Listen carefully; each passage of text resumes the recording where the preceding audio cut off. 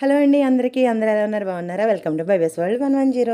ఈరోజు మీరు ఇంట్లో టిఫిన్ ఏం చేసుకున్నారు? మేమైతే ఈరోజు దోశలు వేసిన రోజు నేను చెప్పాను కదా, మా ఊడికి ఏదో ఒకటి వెరైటీగా ఉండాల్సిందే అనేసి. చూడండి, ఈరోజు అయితే టెడ్డీ బేర్ కావాలంట. టెడ్డీ బేర్ దోశలు చాలాసార్లు వేసాను, కానీ మీరు ఎప్పుడైనా వేసుకున్నారా లేదా? మీ పిల్లలు కూడా ఇలాగే అడుగుతారా లేదా? ఇంచక్క పెట్టింది పెట్టినట్టు తింటారా? మాకైతే పెట్టింది తినాలంటే 33 వంకలు మూతి వంకరలు వెళ్ళిపోతాయి. చూడండి, పిల్లల కోసం ఈ విధంగా టెడ్డీ బేర్ అయితే వేస్తున్నాను. కానీ చాలా ఇంట్రెస్టింగ్గా ఉంటాయి. ఇంతే కాదు, ఇంకా వెరైటీ దోశలు అయితే వేస్తాను. మీకు మధ్య మధ్యలో పెడుతూ ఉంటాను, చూస్తూ ఉండండి.